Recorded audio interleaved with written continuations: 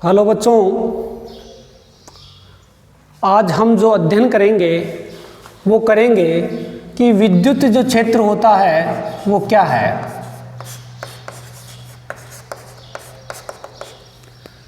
Electric field के बारे में देखेंगे। अब जब विद्युत क्षेत्र की बात आती है तो माइंड में आता है हमारे कि अगर विद्युत क्षेत्र है तो इसका संबंध कैसे ना कैसे चुंबक से भी है। अगर कहीं भी विद्युत है तो वहाँ उसका संबंध किससे है? चुंबक से भी होता है।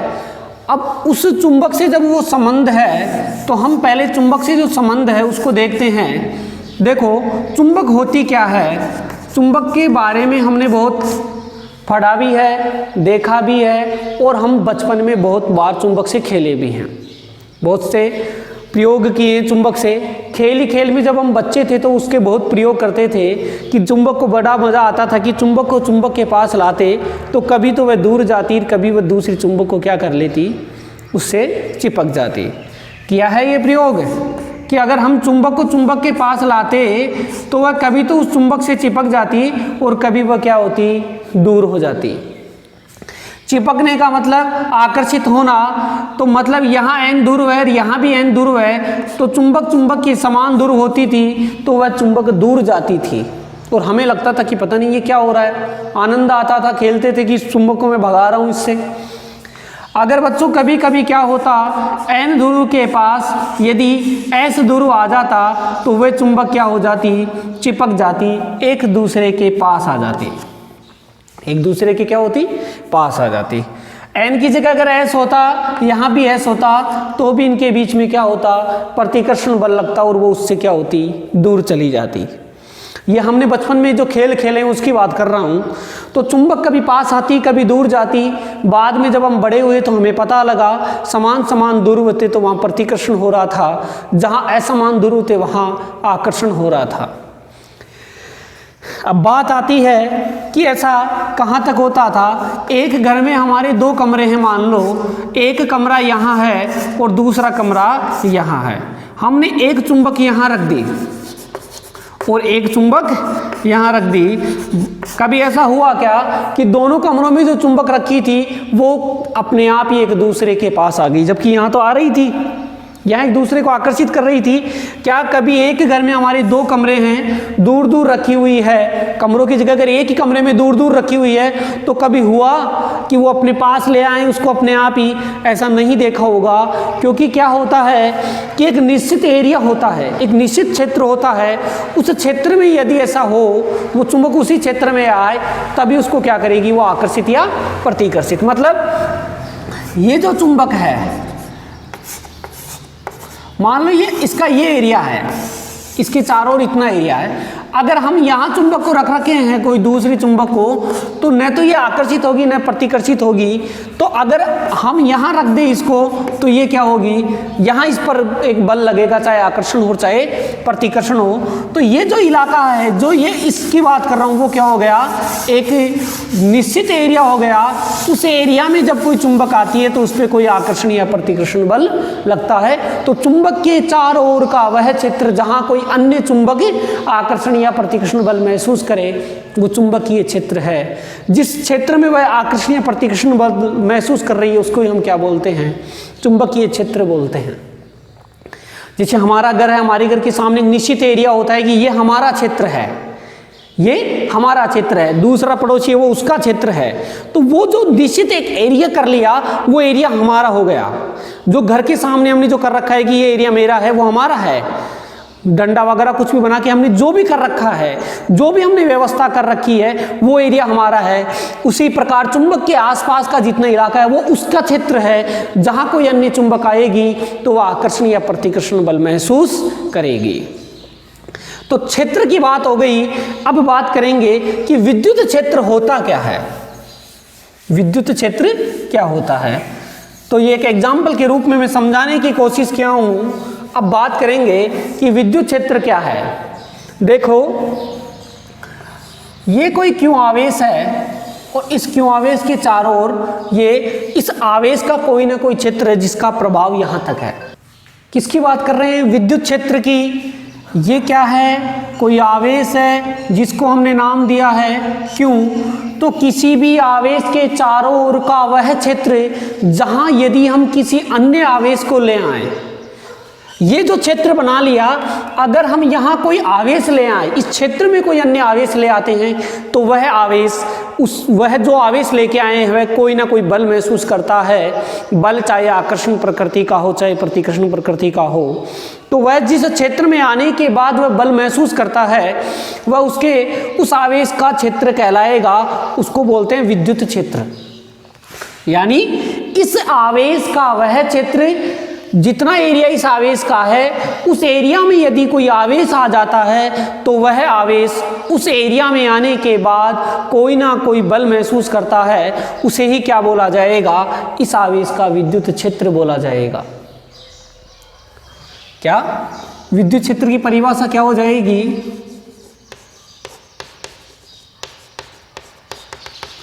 किसी आवेश के चारों ओर का वह क्षेत्र जहां कोई अन्य आवेश लाने पर वह आवेश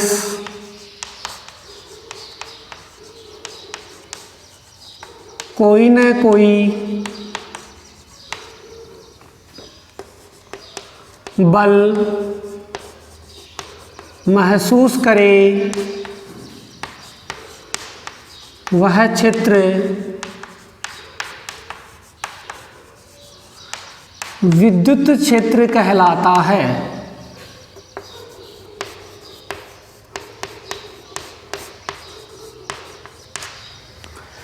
तो किसी भी आवेश के चारों ओर का वह क्षेत्र जहां कोई अन्य आवेश आता है, तो वह आवेश आने के पश्चात उस क्षेत्र में कोई ना कोई बल महसूस करता है, तो वह क्या कहलाएगा? विद्युत क्षेत्र कहलाएगा।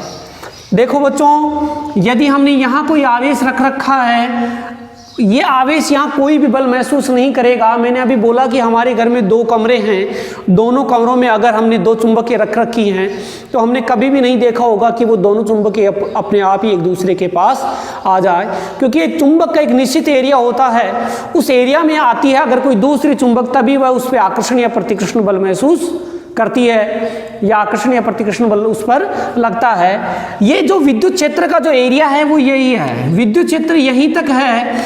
अगर इसके बाहर कोई वस्तु रखी हुई है तो वह कोई भी बल महसूस नहीं करेगी इसके कारण।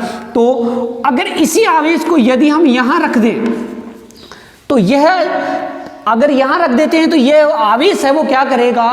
कोई ना कोई बल महसूस करेगा। जिस एरिया में आने के बाद वह बल महसूस कर रहा है, वो एरिया क्या कहलाएगा? विद्युत क्षेत्र कहलाएगा।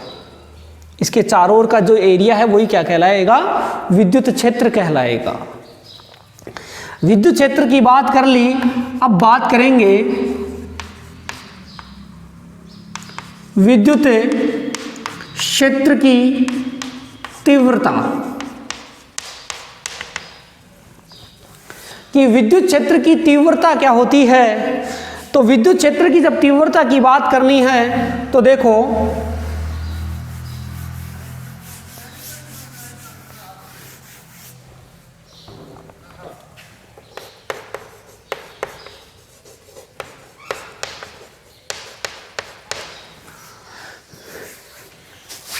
विद्युत क्षेत्र की तीव्रता को समझना है, एक इजी वे में समझने की कोशिश करते हैं। ये जो Q आवेश था और ये जो Q आवेश है, इसके चारों ओर जो क्षेत्र है वो कहलाएगा विद्युत क्षेत्र। समझ गए? किसके कारण है? Q आवेश के कारण। ये जो विद्युत क्षेत्र है वो किसके कारण है? इस Q आवेश के कारण। तो बच्चों इसको बोला जाएगा स्रोत आवेश। स्रोत मतलब जिसके कारण उत्पन्न हो रहा है। जैसे सूर्य प्रकाश का स्रोत है, स्रोत सूर्य किसका है? प्रकाश का स्रोत। तो विद्युत क्षेत्र का यहां स्रोत कौन है? आवेश Q। तो Q क्या है? क्यों स्रोत आवेश। समझ गए पहली बात। जब Q स्रोत आवेश है, हमने क्या कर दिया, यहां 1 कूलाम आवेश रख दिया। इस विद्युत क्षेत्र में किसी भी बिंदु पर जो विद्युत क्षेत्र था, ये जो विद्युत क्षेत्र है, इस विद्युत क्षेत्र के किसी भी बिंदु पर हमने क्या किया, 1 कूलाम आवेश रख दिया। चाहे यहां रख दो, यहां रख दो, यहां रख दो, यहां रख दो, कहीं भी रख दो। कितना कूलाम आवेश, 1 कूलाम आवेश। ये जो 1 कूलाम आवेश हमने रखा है, यह 1 कूलाम आवेश विद्युत क्षेत्र में रखने के पश्चात इस आवेश के कारण क्या करेगा, कोई ना कोई बल महसूस करेगा। ये पीछे पढ़ा है हमने, 2 आवेश आते हैं तो उन पे आकर्षण या प्रतिकर्षण बल लगता है। स्रोत आवेश के कारण विद्युत क्षेत्र उत्पन्न हुआ। इस विद्युत क्षेत्र में किसी भी बिंदु पर एक आवेश रख दिया, 1 कूलाम आवेश रख दिया। वह जो 1 कूलाम आवेश हमने रखा है, वो 1 कूलाम आवेश उस विद्युत क्षेत्र में कोई ना कोई बल महसूस करेगा। तो वह जितना बल महसूस करता है उस विद्युत क्षेत्र में, वो ही क्या कहलाएगा, विद्युत क्षेत्र की तीव्रता। वही क्या कहलाएगा, विद्युत क्षेत्र की तीव्रता। विद्युत क्षेत्र की तीव्रता क्या हुई, विद्युत क्षेत्र में कोई भी जब 1 कूलाम आवेश ला रहे हैं, वह 1 कूलाम आवेश उस विद्युत क्षेत्र में उस बिंदु पर जितना बल अनुभव करेगा, वही क्या कहलाएगा, विद्युत क्षेत्र की तीव्रता कहलाएगा। उसको ही क्या कहेंगे, विद्युत क्षेत्र की तीव्रता। लेकिन बच्चों, 1 कूलाम आवेश रख नहीं सकते हैं, ये बहुत बड़ा आवेश है। इसकी जगह हम क्या रख लेंगे, यहां एक आवेश लेके आए, वो कौन सा था, Q0 आवेश। कौन सा, Q0 आवेश। जिस आवेश को लाया जाता है, प्रयोग करने के लिए जिस आवेश को लेके आए हैं, उसको बोला जाता है परीक्षण आवेश। उसको क्या बोलेंगे, परीक्षण आवेश। Q तो क्या था, स्रोत आवेश। Q0 क्या हो गया, परीक्षण आवेश। विद्युत क्षेत्र की तीव्रता बना है, बात कर रहे हैं विद्युत क्षेत्र की तीव्रता जो कि 1 कूलाम के लिए करते हैं। 1 कूलाम आवेश पर किसी बिंदु पर विद्युत क्षेत्र में जो बल लगता है, जो भी बल लगता है, उसको क्या बोला जाता है, विद्युत क्षेत्र की तीव्रता।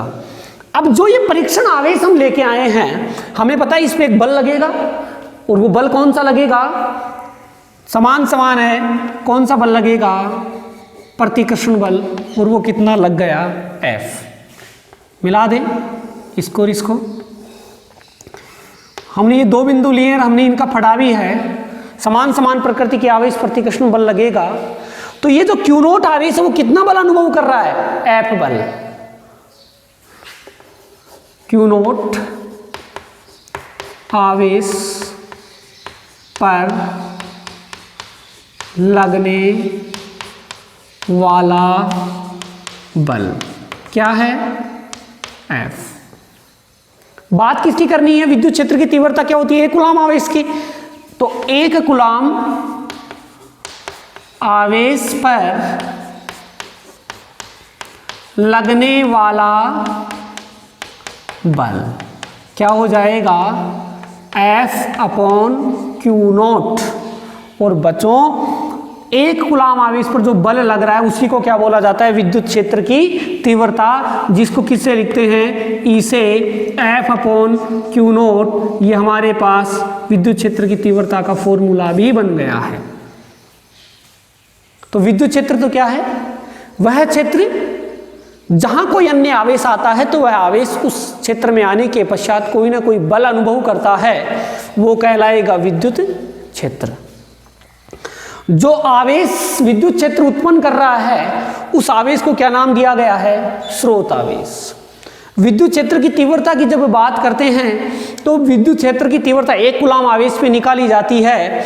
तो हमने 1 कूलाम आवेश के लिए क्या किया, 1 कूलाम नहीं रख सकते, बहुत बड़ा आवेश इसलिए नहीं रखा, वहाँ क्या किया हमने, एक आवेश रख दिया जिस पे हमने अध्ययन करना है कि कितना बल लग रहा है। वो क्या था आवेश, Q0, जिसको नाम दिया जाता है परीक्षण आवेश। परीक्षण आवेश इसमें जाने के पश्चात एक बल महसूस कर रहा है, प्रतिकर्षण बल F है। तो Q0 आवेश पर जो बल लगता है वो कितना है, F है। 1 कूलाम आवेश पे लगता है बल, वही क्या कहलाता है, विद्युत क्षेत्र की तीव्रता कहलाता है। तो 1 कूलाम आवेश पर कितना बल लगेगा, F/Q0। तो विद्युत क्षेत्र की तीव्रता को किससे लिखते हैं, E से। E बराबर क्या आ गया, F/Q0। इसका मात्रक निकालें, मात्रक क्या हो जाएगा, E इक्वल क्या आया, F/Q0। F क्या है, बल, और बल का मात्रक क्या होता है, न्यूटन। बल का मात्रक क्या होता है, न्यूटन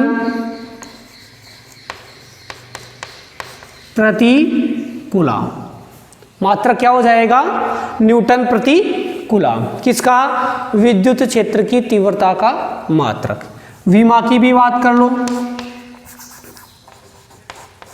विमा, विमा क्या हो जाएगी इसकी, देखो बल की विमा क्या होती है, m1 L1 T-2 अपॉन आवेश Q है। आवेश क्या है, Q। जब Q आवेश है तो हम जानते हैं Q की विमा निकाल रहे हैं, आवेश की विमा जानते हैं क्या, देखो I equal del Q upon del T होता है। आवेश प्रवाह की दरी क्या कहलाती है, धारा कहलाती है। यानी हम लिख सकते हैं Q इक्वल क्या होता है, IT। तो Q क्या है, आवेश, I क्या है, धारा, और धारा की विमा क्या होती है, एम्पियर। विमा क्या हो जाएगी इसकी, तो एम्पियर, टाइम की विमा T। ठीक है, तो हमारे यहाँ क्या आ जाएगी, AT। क्या हो जाएगी, E की विमा, E की विमा क्या हो जाएगी, ML, ये ऊपर जाएगा, ये भी ऊपर जाएगा, तो A तो इनवर्स का हो जाएगा, और T-3। ये किसकी विमा हो गई, विद्युत क्षेत्र की तीव्रता की विमा क्या होती है, ML, A इनवर्स 1 T-3। ये देख लिया। अब बिंदु आवेश के कारण हम विद्युत क्षेत्र की तीव्रता निकाल सकते हैं। तो देखो, बिंदु आवेश के कारण विद्युत क्षेत्र की तीव्रता, बिंदु आवेश के कारण विद्युत क्षेत्र की तीव्रता, उसके लिए ये 2 आवेश हैं, इनके बीच की दूरी को हम मान लेते हैं क्या है, r। स्रोत आवेश और परीक्षण आवेश के बीच की दूरी कितनी है, r। अब विद्युत क्षेत्र की तीव्रता निकालनी है तो बल चाहिए, और बल हम कूलाम के नियम से निकाल सकते हैं। और हमने पढ़ा है F इक्वल क्या होता है, K Q1 Q2 upon R²। तो बच्चों यहाँ क्या आ जाएगा, Q1 कौन सा है, स्रोत आवेश, क्या लिख देंगे, Q। Q2 परीक्षण आवेश, और परीक्षण आवेश क्या है, Q0 अपॉन दूरी R है, तो क्या आ जाएगी, R²। निकालनी क्या है, बिंदु आवेश के कारण विद्युत क्षेत्र की तीव्रता, और विद्युत क्षेत्र की तीव्रता क्या होती है, E इक्वल होती है F/Q0। F की वैल्यू निकाल ली है हमने, तो E इक्वल क्या आ जाएगा, F की वैल्यू क्या है, K Q0 upon R² Q0। Q0 से Q0 कैंसिल, E इक्वल क्या आ जाएगा, K Q upon R²। K Q upon R²। ये क्या हो गई, बिंदु आवेश के कारण विद्युत क्षेत्र की तीव्रता। समझ में आई। E इक्वल जब K Q अपॉन R² तो K क्यों कांस्टेंट वैल्यू है, Q कांस्टेंट है, क्या है, R²। तो हम क्या लिख सकते हैं कि जो E है वो व्युत्क्रमानुपाती होती है इनके बीच की दूरी के वर्ग के। तो दूरी को बढ़ाते जाओगे विद्युत क्षेत्र की तीव्रता क्या होती जाएगी, कम होती जाएगी। ये बात हमारे यहाँ समझ में आती है।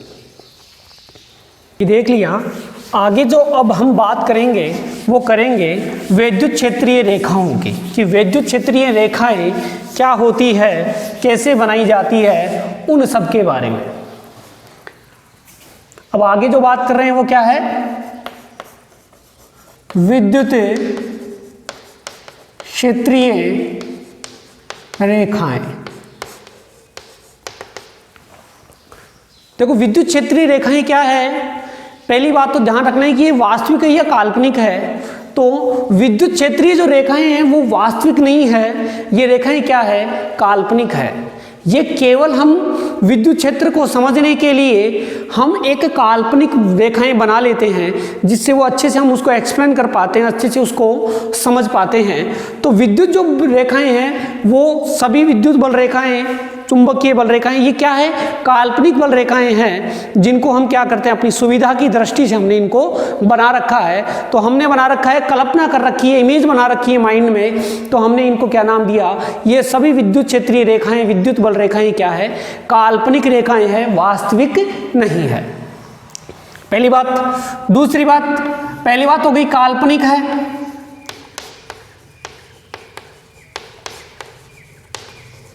दूसरी बात देखो, एक बिंदु आवेश की बात करते हैं। किसकी बात कर रहे हैं, बिंदु आवेश की। ये कोई एकल आवेश था जो कि क्या है, धनात्मक। कौन सा, धनात्मक। तो जो विद्युत क्षेत्रीय रेखाएं हैं वो क्या होती है, धनात्मक से निकलती है और कहाँ जाती है, अनंत पे। कहाँ जाती है, अनंत पे।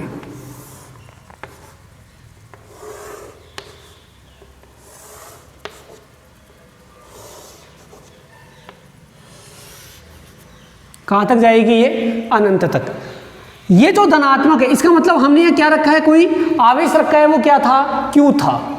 तो धनात्मक आवेश से विद्युत क्षेत्रीय रेखाएं निकल रही है, वो कहाँ तक जा रही है, अनंत तक। वो कहाँ जाती है, अनंत पे जाती है। देखो बच्चों, अगर मैं यहाँ Q0 आवेश रख देता, परीक्षण आवेश कोई भी Q0 रख देता, तो ये जो समान आवेश है इनमें कौन सा बल लगता, प्रतिकर्षण बल लगता।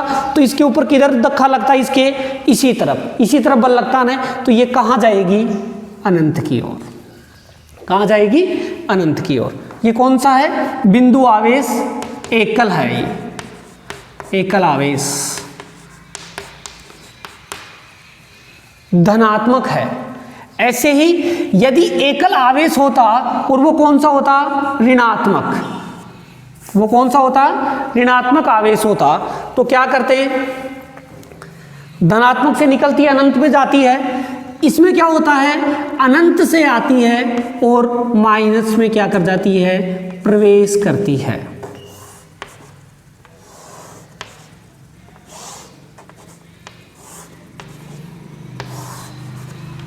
इसमें क्या करती है, प्रवेश करती है। तो ये क्या हुआ, अगर यहाँ ये माइनस, मतलब माइनस है, हमने यहाँ क्या कर लिया, कोई Q0 धनात्मक आवेश रख दिया, कोई Q0 धनात्मक आवेश रख दिया, तो माइनस है, ये प्लस का है, वो क्या करता, आकर्षित होता, वो इधर ही तो आता, माइनस की तरफ ही तो चल के आता, वो दिशा कौन सी हो जाती, माइनस की ओर। इसलिए ये माइनस में प्रवेश करती है, अनंत से आती है, आके माइनस में प्रवेश करती है। समझ गए ये, तो यहां से निकलती है, प्लस से अनंत तक जाती है, और अनंत से आती है, माइनस में क्या कर जाती है, प्रवेश कर जाती है। तो क्या देख लिया, प्लस से दूर उठती है, अनंत तक जाती है, अनंत से आती है, माइनस में क्या करती है, प्रवेश करती है। आगे ये किसकी बात थी, ये बात हमने जो की है वो थी एकल की, एक ही ले रहे थे। अगर बच्चों ऐसा नहीं हो और क्या हो, यहाँ कोई प्लस हो और यहाँ भी क्या हो, प्लस हो, प्लस प्लस, दो हो गए, वो एक ही ले रहे थे, अब दो ले रहे हैं। प्लस से क्या होती है, विद्युत बल रेखाएं निकलती है और कहाँ जाएंगी, अनंत तक। इससे निकलेगी, कहाँ जाएगी, अनंत तक। इनमें क्या होता है, प्रतिकर्षण होता है ना, तो ये कहाँ जाएगी, अनंत तक। कहाँ जाएगी, अनंत तक। इनमें क्या रहेगा, प्रतिकर्षण।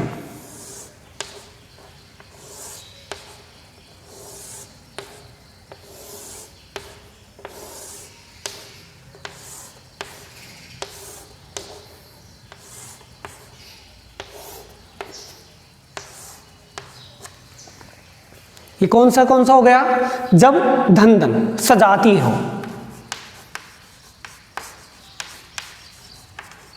क्या होगा? प्रतिकर्षण।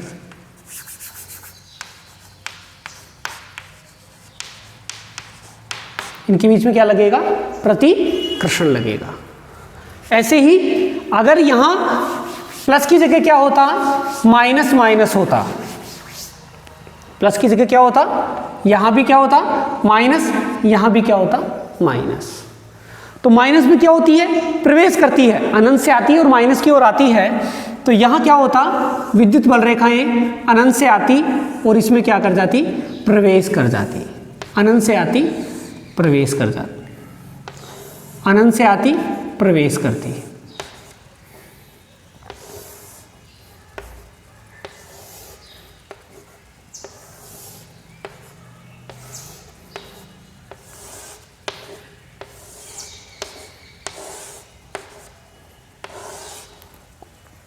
ये किसकी बात हो रही है?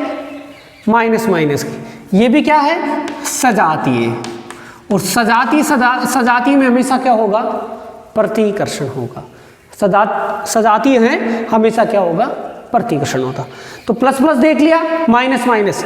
ऐसा भी तो हो सकता है एक तरफ प्लस होता और एक तरफ क्या होता? माइनस। एक तरफ क्या हो? प्लस हो, एक तरफ क्या हो? माइनस। तो प्लस से किस में जाती? माइनस में। प्लस से किस में चली जाती? माइनस में। प्लस से निकलती। अगर अलग अलग होती, एकल एकल होता तो प्लस से जाती अनंत तक और माइनस होता तो अनंत से आती किस में? माइनस में। लेकिन यहाँ दोनों है, एकल की बात कर रहे थे, यहाँ दोनों ध्रुव हैं। क्या हो जाएगा? प्लस से माइनस में गई, प्लस से किस में जाएगी? माइनस में। प्लस से किस में जाएगी? माइनस में।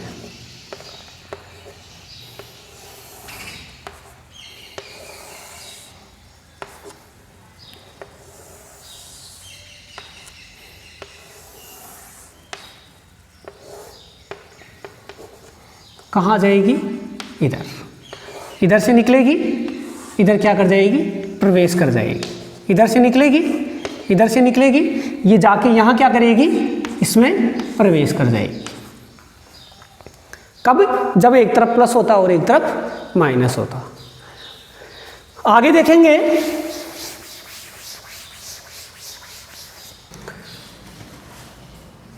आगे हम बात करते हैं बच्चों, ये जो विद्युत क्षेत्रीय रेखाएं हैं,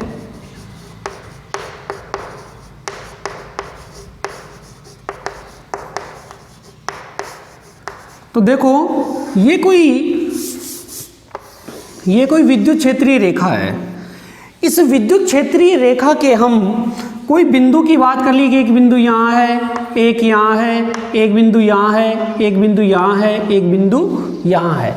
अगर हम इस बिंदु से कोई स्पर्श रेखा खींच दे, कि जैसे यहाँ कोई स्पर्श रेखा खींच दे, ऐसे ही यहाँ कोई स्पर्श रेखा खींच दे, यहाँ कोई स्पर्श रेखा खींच दे, यहाँ कोई स्पर्श रेखा खींच दे, यहाँ कोई स्पर्श रेखा खींच दे, तो ये जो स्पर्श रेखाएं खींच रहे हैं हम, वो विद्युत क्षेत्र की दिशा को प्रदर्शित करती है। ये किसको प्रदर्शित करेगी? विद्युत क्षेत्र की दिशा को प्रदर्शित करती है। तो बात क्या आई कि विद्युत क्षेत्र जो रेखा है, उस रेखा के किसी भी बिंदु से यदि स्पर्श रेखा खींच देते हैं तो वह स्पर्श रेखा हमेशा विद्युत क्षेत्र की दिशा को प्रदर्शित करती है।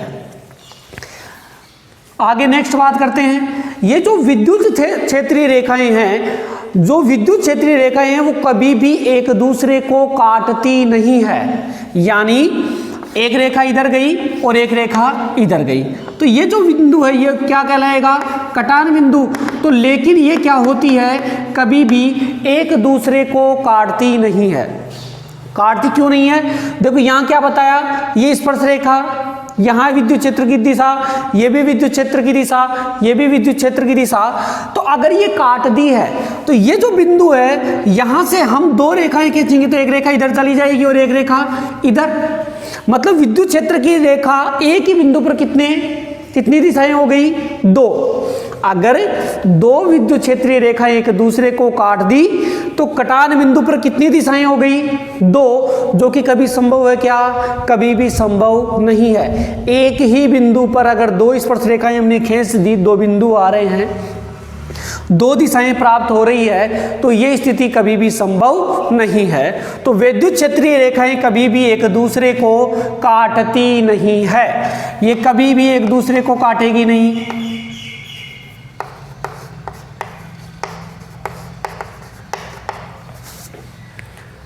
नेक्स्ट बात करते हैं। देखो ये जो रेखाएं हम खींच रहे हैं, ये कभी एक जगह बहुत सी ज़्यादा रेखाएं हो जाती है, कभी समांतर होती है, कभी कम होती है। वो कैसे?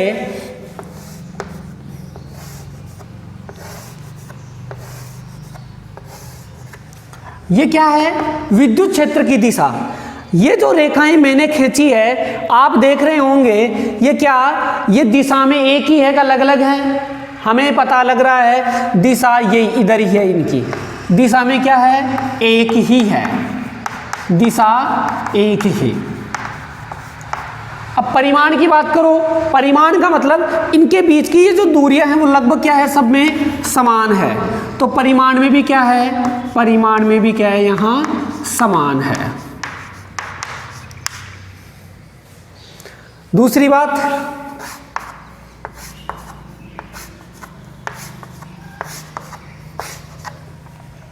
अब यहां की बात करो, ये फर्स्ट स्थिति हो गई, ये हमारी सेकंड स्थिति है।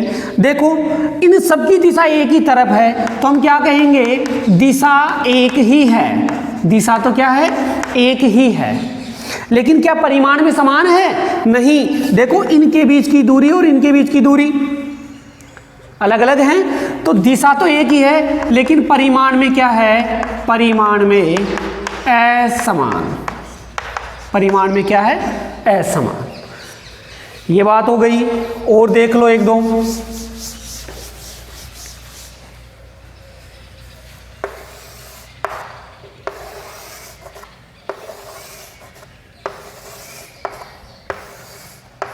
देखो अगर ऐसा होगा तो देखो, अगर हम यहाँ कोई बिंदु ले ले तो स्पर्श रेखा इधर आएगी, यहाँ इधर आएगी, यहाँ इधर आएगी, यहाँ अगर स्पर्श रेखा खींचे तो वो इधर आएगी, यहाँ स्पर्श रेखा खींचे तो वो इधर आएगी। तो दिशा क्या है? यहाँ दिशा सब में अलग अलग है, दिशा असमान है, दिशा एक ही नहीं है। लेकिन परिमाण की बात करेंगे तो लगभग सबके बीच में अंतर समान है। तो यहाँ क्या आएगा? परिमाण में क्या है? परिमाण में समान। इसकी बात करें तो परिमाण में क्या हो गया? समान। और देखो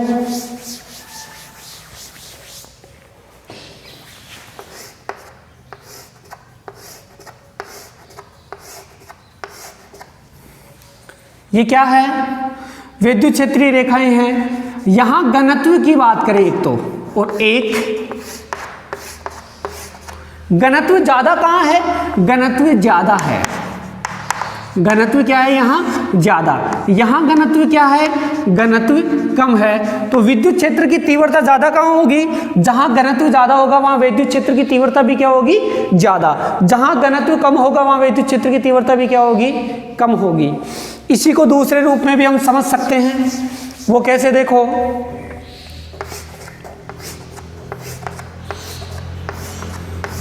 ये स्थिति होती, अगर हम यहां की बात करें, एक बात करें यहां, एक बात करें यहां, तीन अलग अलग बिंदु ले लिए, फर्स्ट सेकंड थर्ड। बताओ सबसे ज्यादा घनत्व कहाँ आएगा? तो सबसे ज्यादा घनत्व कहाँ है? फर्स्ट पे। देखो हमने एक समान से ये वर्त से बना के देखे हैं कि एक जैसे ही है, एक समान। तो इसमें से कितने? 1 2 3 4 5 6 निकल रहे हैं। 1 2 3 4 1 2। तो जैसे जैसे दूर जाते जा रहे हो घनत्व में क्या करती गई? यहाँ इस स्थिति में क्या हो रही है? कमी हो रही है। तो सबसे ज्यादा घनत्व कहाँ है? यहाँ। तो तीव्रता मान लो यहाँ की तीव्रता E1 है, ये तीव्रता E2 है, ये तीव्रता E3 है। तो क्या कहेंगे? E1 ज्यादा है किससे? E2 से, और E2 ज्यादा है किससे? E3 से। तो तीव्रता यहाँ ज्यादा है, यहाँ कम है, यहाँ और भी कम है। हो गया। ये जो विद्युत बल रेखाएं निकलती है, वो हम विद्युत क्षेत्रीय रेखाएं जो निकलती है वो हमने देखा है कि कहाँ प्लस से निकल के किसके पास चली जाती है? माइनस के पास। किसके पास चली जाती है, माइनस के पास। तो बच्चों ध्यान रखना, ये क्या करती है, एक खुले वक्र का निर्माण करती है। खुला वक्र मतलब प्लस से पास गई और कहाँ पहुंच गई, माइनस के पास। बंद वक्र कहाँ होता, प्लस से माइनस जाती, माइनस से प्लस के बीच में आती है, ऐसे एक बंद वक्र सा बन जाता। ये कौन सा वक्र है, यहाँ खुला वक्र है। तीसरी बात, ये जो बल रेखाएं, जो वो विद्युत क्षेत्रीय जो रेखाएं निकलती है, वो जिस भी पृष्ठ से निकले, यहां से निकलेगी तो वो जिस भी पृष्ठ से निकलती है वो हमेशा उस पृष्ठ से लंबवत ही बाहर निकलती है। क्या होगी, हमेशा लंबवत ही बाहर निकलेगी। ये कोई पृष्ठ है, इससे अगर बाहर निकली तो ये यहां से हमेशा क्या होगी, उसके लंबवत बाहर निकलेगी। ये हमने किसकी बात कर ली, विद्युत क्षेत्रीय रेखाओं की।